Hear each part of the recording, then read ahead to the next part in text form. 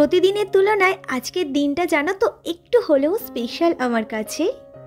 So hello everyone, good morning, welcome to my channel. আশা করছি তোমরা সবাই ভীষণ ভালো আছো আর আমরাও কিন্তু বেশ ভালো আছি।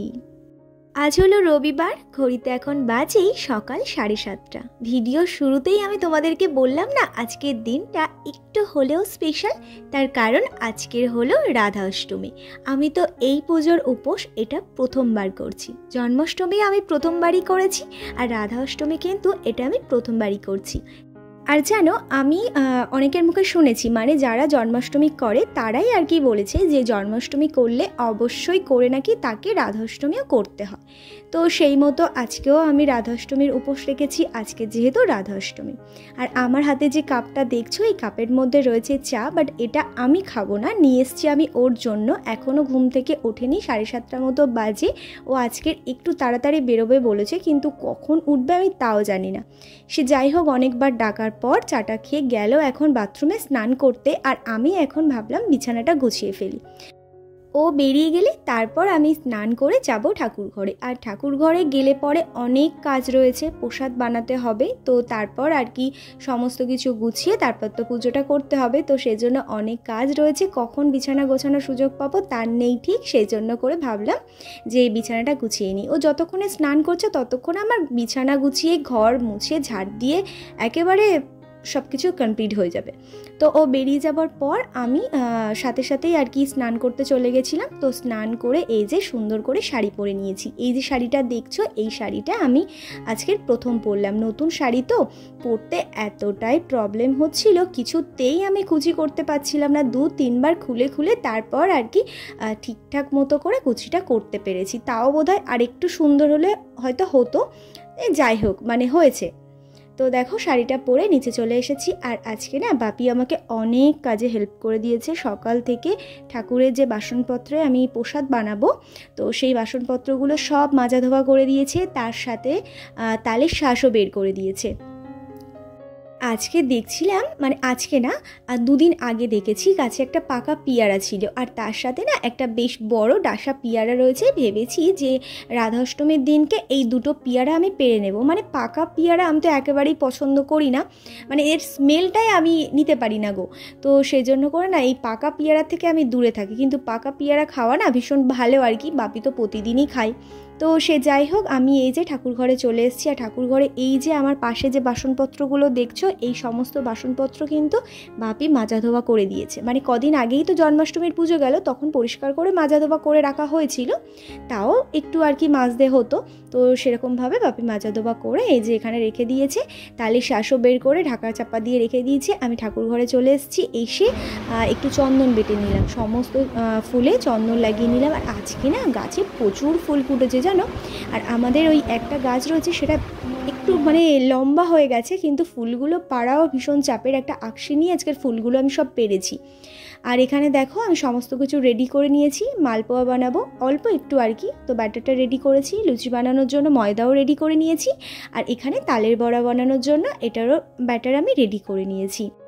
5 রকমের সবজিও তার সাথে ভাজা বানাবো। তো এই যে ব্যাগের মধ্যে সবজিগুলো রয়েছে, একেবারে অল্প অল্প করেই আর কি সমস্ত প্রসাদ আমি বানাবো, তো সেইভাবেই আর কি নিয়ে নিচ্ছিলাম। আর জানো তো, অনেকে দেখেছি যে রাধা অষ্টমীর সময় শুধু ওই মিষ্টি কিংবা একটু পায়েস এরকম বানিয়ে দিয়ে দেয়। আর আমি কি মনে করছি জানো তো, মানে যখন থেকে ভেবেছি যে আমি পুজো করব, মানে এরকমটাই আমি ভেবেছি, জন্মাষ্টমীর সময় আমি গোপালকে বা কৃষ্ণকে আমি এত রকমভাবে বানিয়ে দিচ্ছি, তাহলে আমি রাধাকে কেন দেবো না, রাধা রানীকে আমি কেন দেবো না। তো সেই জন্য করে ভাবলাম যে আমি জন্মাষ্টমীতেই সব কিছু একটু বেশি করে বানিয়েছিলাম, কিন্তু রাধাষ্টমীতে আমি সব কিছু বানাবো, বাট একটু আর কি কম করেই বানাবো। তো দেখো সেই মতো করে আমি সমস্ত কিছু আর কি যতটা জোগাড় করতে পেরেছি, তো সেই মতো করে আমি সব কিছু এখন রেডি করে নিয়ে। অনেকের সাথে না এটাও হয় যে ইচ্ছে থাকলে ওই যে উপায় নেই, হয়তো কেউ একটু হেল্প করে দিলে হতো, হেল্প করার কেউ নেই, ছোট বাচ্চা রয়েছে, তাকে সামলে এইসবগুলো করা তো একেবারে সম্ভব না, বা একটু আর্থিক দিক থেকেও প্রবলেম। আমাকে দেখো না, বাপি যদি না সকাল থেকে আমার এইসব কাজে হেল্প করতো, আমি কিছুতেই পারতাম না জানো। মনের ইচ্ছে রয়েছে কিন্তু আমি কিছুতেই পারতাম না।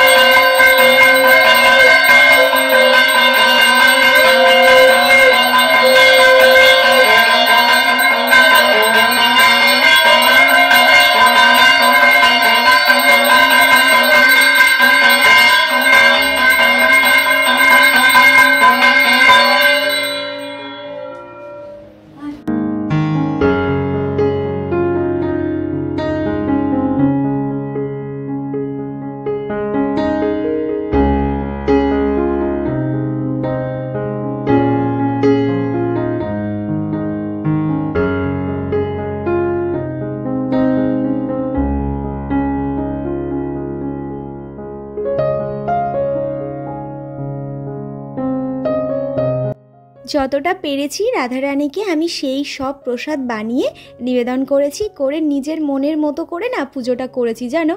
তো পুজোটা করার পর তারপর এত গরম হচ্ছিল, ঘরে গিয়ে শাড়িটা চেঞ্জ করে এসেছি। শাড়িটা চেঞ্জ করে নাইটিটা পরে একটু ফ্রেশ হয়ে তারপর এই যে আমার এই ননদ দেওরগুলো বসে রয়েছে পুচকো পুচকো, ওদেরকে একটু প্রসাদ দিতে হবে জানো।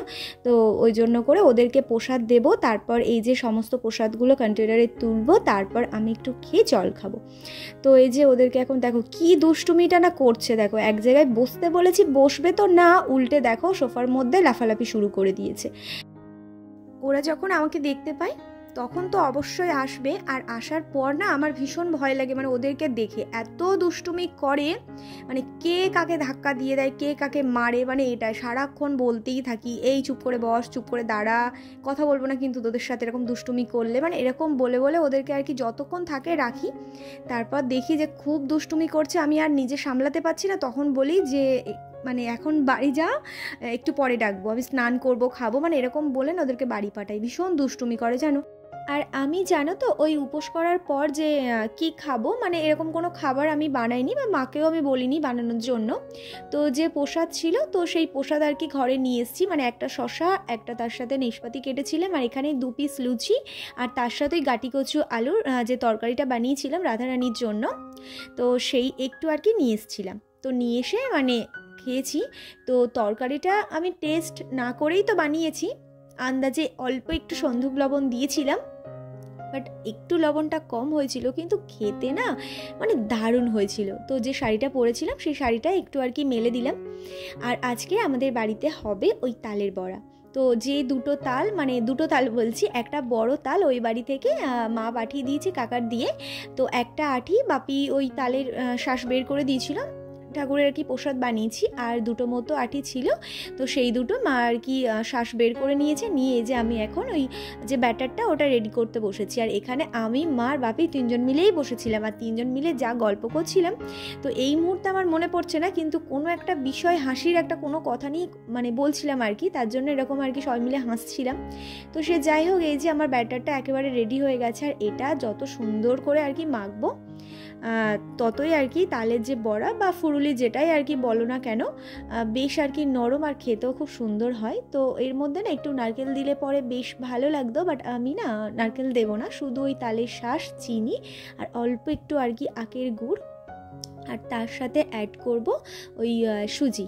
এই যে তালের বড়াগুলো একে একে একেবারে সবটা আমি ভেজে নিয়েছি। আর এত কষ্ট হচ্ছে, তার সাথে এতটা পরিমাণে গরম হচ্ছে, তো চলে গেছিলাম আমি স্নান করতে। এখন ঘড়িতে ওই 7টা মতো বাজে।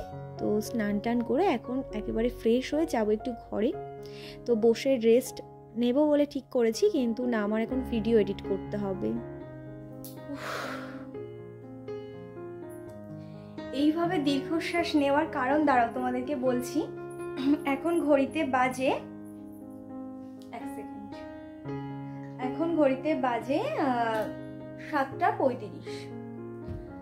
আমি সারা দিন আজকের উপোস ছিলাম, তখন প্রায় 2:30 মতো বাজে, সেই সময় আমি কিছু খেয়েছি, মানে ওই ঠাকুরের প্রসাদ খেয়ে তারপর আর কি একটু জল খেয়েছিলাম। 10টার সময় ঠাকুরের প্রসাদ বানাতে বসেছি, 1:30টা বেজে গেছে ঠাকুরের প্রসাদ বানিয়ে কমপ্লিট করতে। তারপর প্রসাদ বানিয়ে নিজের মনের মতো করে যতটা পেরেছি ভগবানকে আমি ডেকে পুজো করেছি। তো পুজো টুজো করার পর তারপর একটু প্রসাদ প্রসাদ খেয়ে জল খেয়েছি, খেয়ে 2-1জন বাচ্চাকে প্রসাদও দিয়েছিলাম, আমার খাওয়ার আগে আমি তাদেরকে দিয়েছিলাম প্রসাদ।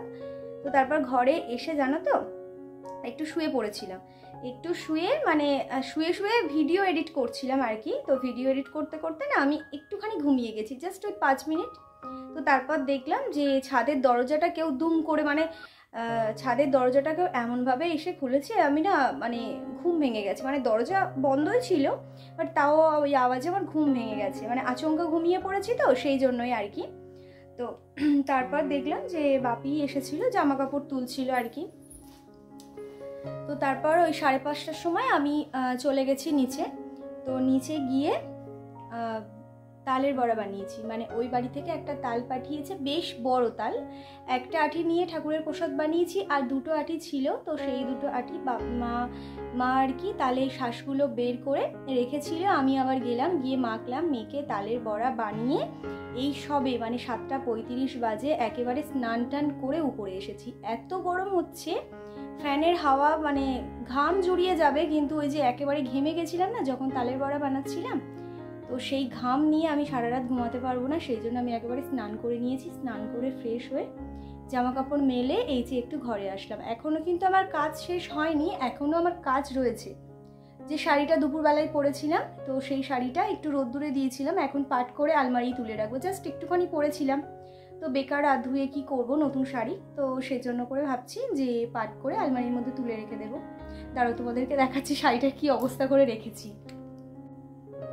এই যে শাড়িটার আমার এই অবস্থা। এখন পাট করব, এখন করব না, জাস্ট 2-5 মিনিট আমি বসে একটু রেস্ট নেব, তারপর আর কি শাড়িটা পাট করে নেব।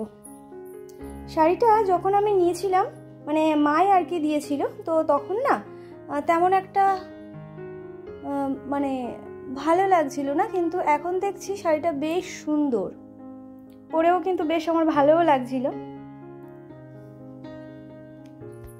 কালকে সকালে বেশ কিছু লোকজনের জন্য রান্নাবান্না হবে, তো সেই জন্য আমি এখানে দেখো ডিমের ঝোলের জন্য আলু কেটেছি, তার সাথে পেঁয়াজ আদা রসুন কেটে রেডি করে নিয়েছি। আজ তাহলে আসি, দেখা হচ্ছে কালকে। Tata, good night.